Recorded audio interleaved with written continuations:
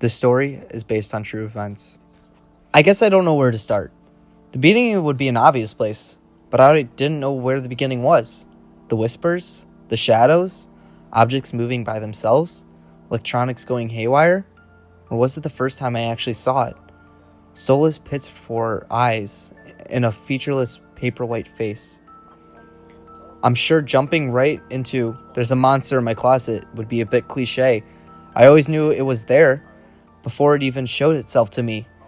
The first time I really knew was Christmas Eve of 2010. I was with my ex-boyfriend at the time. He had taken me home early from dinner at a friend's house because I was feeling ill. Naturally, I went straight to bed and he stayed up, deciding to play his video games. I don't remember when I fell asleep or how long I'd been out before I woke up. All I remember was how I woke up. My memory of waking up is crystal clear, even now. When regaining my consciousness, I remember an unnatural cold in the room. Yes, I realize it was December, but Arizona never gets that cold. I remember feeling freezing cold hands brush against my bare arms before the duvet on my bed was pulled up over my body. I hadn't opened my eyes until then, and I thought I saw my ex-boyfriend standing at the edge of my bed. My vision was still blurry, so I called out his name with a yawn, blinking to clear my eyes of sleep.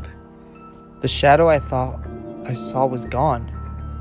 I was ready to forget the whole thing and go back to sleep, so I turned over onto my side, now facing the opposite side of the room. If I had already closed my eyes, I wouldn't have noticed the face staring at my pillow.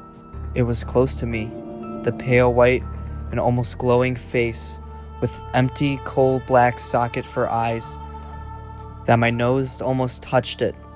With an immediate jerk, I nearly flung myself over the side of the bed. I would have screamed if my dinner hadn't beaten my voice out of my mouth. Regardless, my ex had burst into my room moments later to witness me vomiting all over my bed and myself. Needless to say, he was pretty mad at me. Since he was staying over for the holidays at my mom's, he had to sleep in the very same bed as me. I didn't know how to explain what just happened or what I seen, so I stayed quiet. There was no further trace of a ghastly face in my room that night. I didn't see anything for a while after that either. Not even the shadows or subtle movements in the corner of my eyes. It must have been spring the next time it appeared.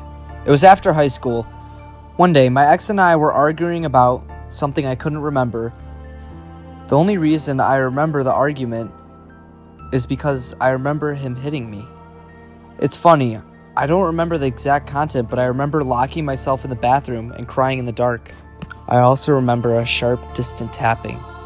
Thinking it was my boyfriend trying to apologize, I yelled for him to go away. I didn't get an answer. It was more interval tapping, like a sharp fingernail on the thin wood of my bathroom door.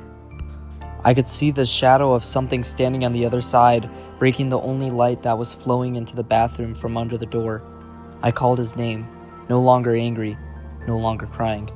Now I felt wrong, sick almost, and very nervous. When the tapping stopped, I stared at the shadow underneath my door, watching it stay still. Feeling anxious now, I slowly laid myself on the floor. I moved to look underneath the door. I was expecting to see toes of my boyfriend's boots.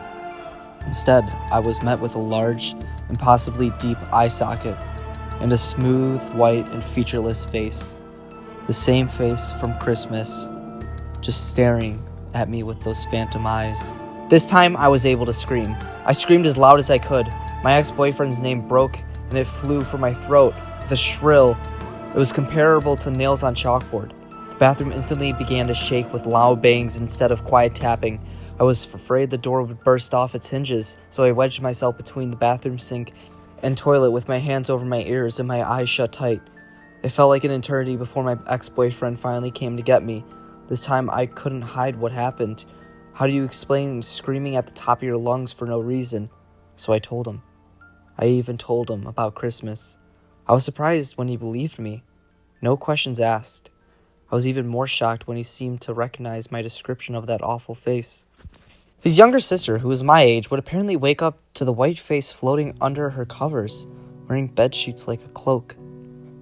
He also told me how their late mother was gifted, as he called it, was passed on to them. He believed it may have followed him to my house. So I had my ex to thank for that thing. And then he gave me what I thought was some pretty psycho advice at the time. Talk to it. He wanted me to speak to that thing. That horrible face. It almost has been a week before I saw it again. It was a school night and I'd gotten home late from my job at the restaurant. All I wanted to do was kick off my shoes and fall asleep. The second I lay down, my eyes were drawn like magnets. It was hovering to the top corner of my closet. The face nearly was glowing to distinguish itself from the dark room. I was frozen in fear, clutching the covers of my bed tightly to my chest as my eyes stared straight into the cavernous pits of the ghastly face. I didn't know what to do. There was no other way. I was going to try to talk to this thing. So all I could do was stare, frightened and half hiding underneath the covers from my bed. After an eternity and a half, the white face faded and it sunk back into my closet. I had no longer had a clear sight of it. The next day was one of the worst days I've ever had. I felt worse than I ever looked. I looked dead. I couldn't focus in my classes. I felt amazed by the time my classes ended that I had made it out through the day. I remember the second I was out of my classroom, my phone was up to my ear, calling my ex-boyfriend. I wanted him to pick up so I didn't have to walk home. I never wanted to go back there. However, he was getting high with his friends. He disliked me for being such a prude. They convinced him not to come and get me. I tried convincing him in my favor, but he still refused. Even after I told him what happened last night, he just told me the same thing he did before. Talk to it. Ask it what it wants. He told me to have a damn conversation with that thing in my closet. That was all the advice he can give me. I didn't think to trust anyone else with this. Asking for help was out of the question. The night when I finally mustered up the courage to go to bed, I was relieved to apparently be alone in my room. I couldn't quite bring myself to close the closet door either.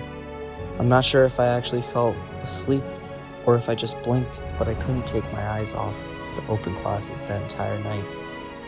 With that brief closing of my eyes, it appeared. In an instant, I was wide awake and very frightened. With our staring match, my eyes getting closer to its soulless pits, I did only one thing I knew to do. "Hi," I was able to squeak, half of my face covered with my blankets. For the next terrifying moments, I was afraid the face would respond to me. The response thankfully never came. The room stayed silent. The question I had for it became a bit louder. "What do you want?" I never got an answer. The face would never stay long, and it would do nothing but stare at me. I don't know what to say that I actually got used to seeing the face. It stopped startling me. It even got to a point of me telling it goodnight before I turned my back to the closet so I could fall asleep. Back then, it never appeared outside of my closet, and it would show up at night while I was falling asleep. To this day, I'm not sure if the face even had a body. It had hands at least. And I say this because of what it would do to my ex. The first time anyone besides myself had noticed it was when my ex had spent the night with me. As usual, it appeared in my closet as we were falling asleep. He noticed it first, and naturally he reacted as I would have expected. He sat bolt upright, and while grabbing a hold of me, asking what the hell was in my closet. He eventually remembered about the face when I told him, and then I told him just to turn over and ignore it. I've been doing this for the past couple months. "No, you need to leave," I remember him telling me. I stared back at him in the dark of my room, feeling surprised at him and his words. This face never did anything other than stare, rather than argue, however. I turned back to the closet. It was already gone before I could ask it to leave us alone. I pointed out the fact that, actually sounding angrily, I said he scared the face off. I left it at that and turned over, nuzzling into my pillows, feeling ready just to pass out. My ex, however, got out of the bed and slammed my closet shut. I wish he hadn't. I really wish he hadn't. A few hours later, at that time, belonged neither to night or dawn, I heard a voice. It was barely a whisper, but it opened my eyes nonetheless. I stayed still, just listening before I heard it again. It was louder this time, and it made my flesh erupt into goosebumps. It was my voice I was hearing, and it was saying one thing: my ex-boyfriend's name. I even heard him mumble next to me in response. That was right before my closet door exploded, and we sat up in shock. As soon as I turned to see my closet door wide open, I lit up the room with my bedside lamp. At this point, my ex-boyfriend was cursing loudly, and I saw him holding his right cheek. On his cheek was a red mark that almost looked like he had been slapped. That's how everything started to go downhill. Whenever my ex came over to sleep, he insisted that my closet door would be shut. He even suggested replacing the handle with one that would lock. It wasn't every night that he stayed over or something like that, but he rarely had a peaceful night together. I'll say nothing bad ever happened to me. It always directed towards him. In all honesty, the worse our relationship got, and the more abusive he was, the more things would happen to him, and the worse it got for him. The last time he stayed over, before I called quits on our relationship, he actually choked in his sleep. I woke up to him wheezing and coughing. His eyes were wide and looked like they had been popping out of his skull. His face was nearly purple with veins popping out of his forehead. His nose even began to bleed. I never saw anything attacking him, just the aftermath. I didn't keep in contact after the breakup to know for sure. However, I didn't see that face after that night, not for a while. Nothing happened, not a whisper or a shadow. I had figured that the face had left with him. He was gone for good. This is where I wish the story would have ended for me. A couple months later, my older brother and his wife had fallen on some financially tough times. Since it was myself and my mom in a 5-bedroom house, she invited them and their 2 children to come live with us. The quiet house was suddenly crowded and packed full of moving boxes and furniture, not to mention the wild 6 and 4-year-old. By the time I graduated high school, I was balancing babysitting my niece and nephew while my brother, his wife, and my mom were away at work with my part-time job and new boyfriend. Everything was normal, at least as much as it could be. Honestly, I didn't even start paying attention to my brother and his wife's growing concerns over the 4-year-old niece's nightmare until I witnessed it myself. Originally, I figured it was some normal for children to have nightmares. I still remember tons of twisted, demented, and frankly strange dreams I had in my childhood. Eventually, I noticed her lack of energy. She seemed to have little interest in her toys. Sometimes I can encourage her to nap on the couch with me for a while, and I had my nephew watch a movie or TV while she was napping. Other than that, I assumed that she had stopped sleeping at night because of the nightmares. The nightmares my niece was having was only worsened when her mom got a night job. My brother was away for a few weeks at work for training and a promotion opportunity. My mom wouldn't get home until 11 at night, so it was up to me to feed the kids, bathe them, and put them to sleep. My nephew, even though he was 6 at the time, liked boasting that he was too old for bedtime stories. I figured he said that because he'd play on his DS in bed an extra 15 minutes. So it was usually just me reading to my niece in her room. On that one particular night, she asked me to tell her a story instead of picking one out of the book to read. Not thinking twice about her request, I asked, "What kind of story do you want me to tell?" "Tell me about the witch," she answered. I immediately thought about the stories of The Wizard of Oz or Hansel and Gretel. I didn't get a sentence into the story before she stopped me. "That's not scary enough," she said to me. "Tell me the scary story about the witch." With her statement, I started to realize that she wasn't asking for a scary story, but a specific scary story about some specific witch. "I don't know what you're talking about. I don't know what witch you're talking about, sweetie," I admitted, feeling this dread slowly rising up and filling my body. In the back of my mind, I knew what she was talking about, but my rationality was fervently denying it. "The witch that lives in your closet. Tell me the scary story where we die." I was floored. I sat there staring back at my 4-year-old niece. her words running in circles around my head as I tried to process how I even felt. I was scared. I was shocked. I was baffled. I was angry. It left me speechless and my eyes wide and my mouth opaque. The face had never hurt me, but I had seen what it had done to my ex, and I wholeheartedly believed that it could kill. I wasn't sure what else to do, so I calmly told her to go to sleep and left. When my mom came home later that night, I was already waiting for her. I kept my composure and I greeted her even though I wanted to cry and tell her that my niece had told me. Instead, I held back and asked her what the content of my niece's nightmares were. She initially told me that she had no idea and that she was just going through a phase. She seemed more agitated the more I pestered her about it, so I finally flat out said, "She thinks we're gonna die. She told me that there was someone living in my closet." She was careful of how she replied, and I know how she was hiding something from me. She was having dreams about a person going into her bedroom at night. That's it. She sounded like my mom was already over the issue, like my niece was fine now. With her words, I finally decided to stop pressing her about the issue.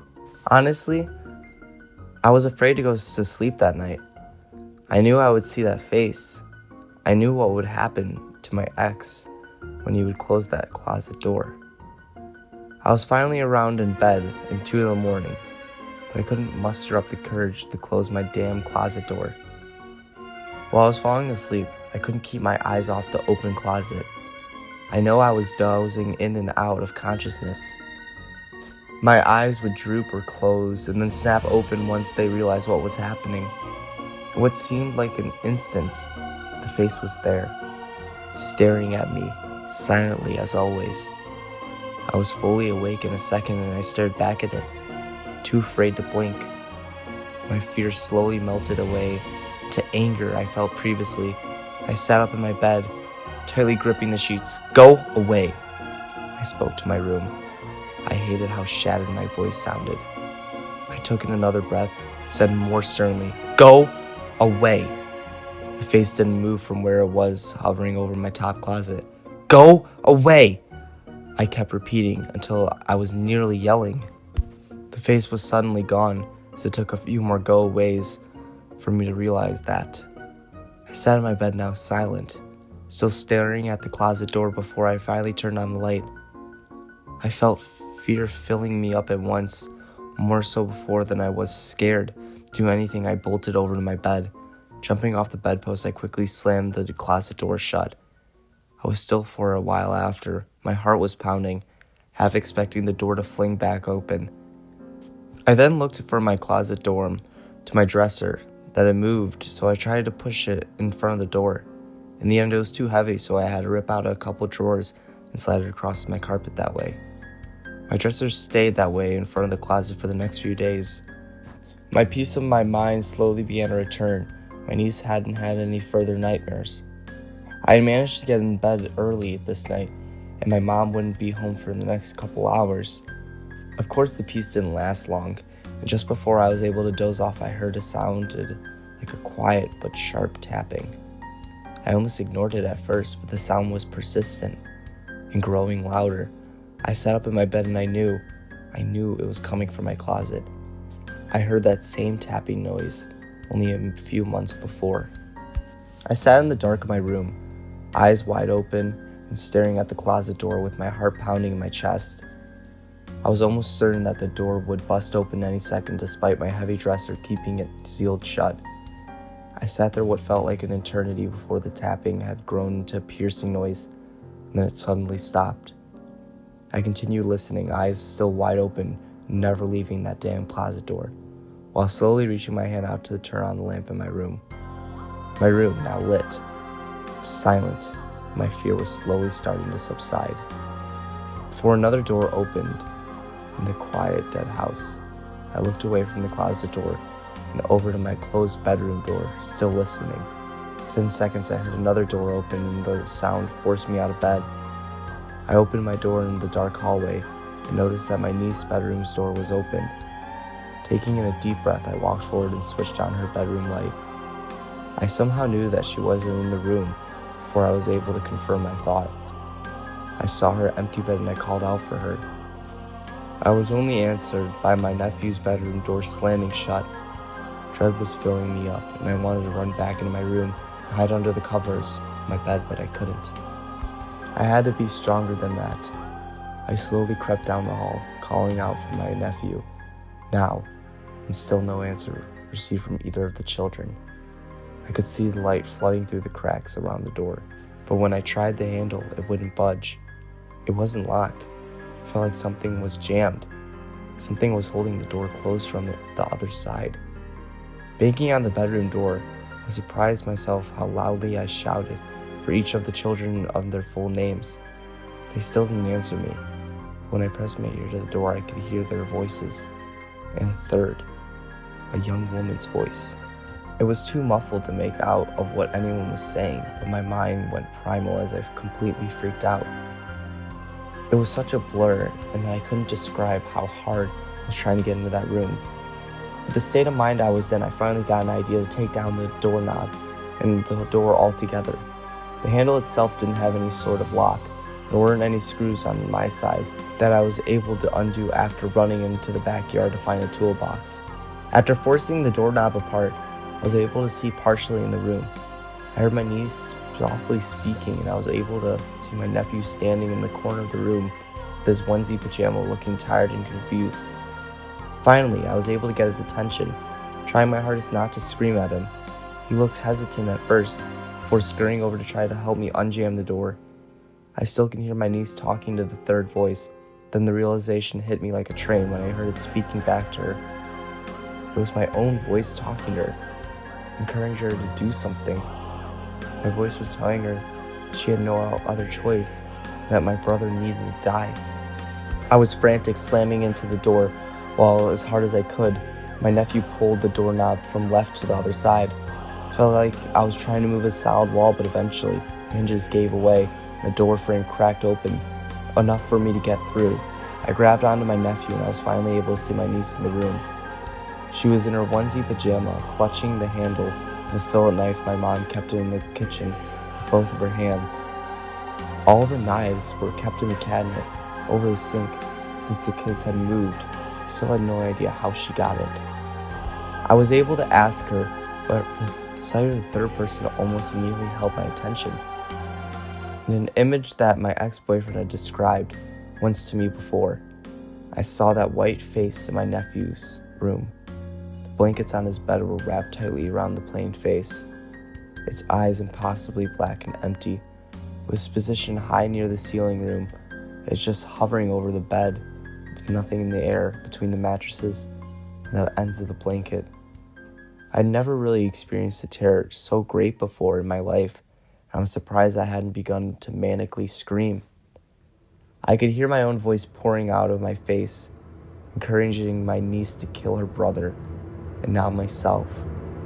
I was able to tear away my eyes from that soulless gaze of a white face, and I could look back at my niece. She was slowly coming towards myself and her brother, the knife awkwardly in her small hands.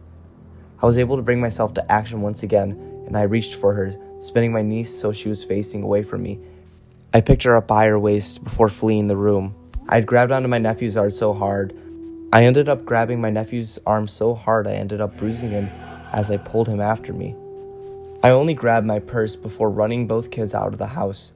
I shoved both children in the back seat of my car before backing out of the driveway and speeding away from the house. At this point in time, my niece was screaming. My nephew was crying and angry. I remember the 6-year-old yelling that they didn't have car seats or shoes. I was in full panic, crying and hyperventilating. I had no idea what to do. I was driving worse than any drunk person, but I knew that, and I realized I needed to stop. I ended up parking in a parking lot that was the back of a 24-hour open diner that was a few blocks from my house. With the car stopped, both my niece and nephew settled down for quite a bit. They let me sit in silence and try to compose myself to figure out what to do. The clock in my car told me that my mom would not be getting off work for the next 20 minutes, but I didn't have my cell phone to call her. I shut off my car, telling the children that they needed to go to the diner and that I would buy them ice cream. My nephew complained again that he still didn't have any shoes. nor did I or his sister. My niece was still silent. They still followed me inside nonetheless, all three of us in pajamas. I was glad when the staff of the nearly deserted diner didn't protect us from coming in and sitting us at a booth before even speaking to us. I was told my niece and nephew I was going to order that ice cream, and I wandered myself to the front counter where a waitress and a night manager was giving me puzzled looks. I lied through my teeth to them, saying that I was babysitting the kids and someone had broken into the house. I told them I was able to grab them in my purse before fleeing, and I didn't have my phone to call my mom. The manager was nice enough to let me use their phone behind the counter. The waitress was nice enough to walk over to the booth where my niece and nephew were sitting and silently watch them. The rest of the night staff quickly caught on, and I could see them whispering among themselves while I dialed my mom's phone number. I managed to keep calm, almost a monotone voice while talking to my mom. I told her I had the children at a diner, and I asked her to come as soon as possible. I refrained her from telling them the same story about the burglar. I instead told her that the children and I had gotten scared and left the house in a panic. I didn't end up going back to that house that night. Instead, my mom came home and got the children, and I called my sister-in-law. She came home early from work that night. I ended up spending that night at my boyfriend's house again. I finally told him everything, and I've said here, and needless to say, he was skeptical, but wholeheartedly believed me that something had scared me that night. He had also convinced me to move in with him, so I wouldn't have to sleep in my room with that damned face in my closet any longer. I called my mom and told her the next morning I was planning to do that. She didn't fight much, and said she sounded worried still for my niece.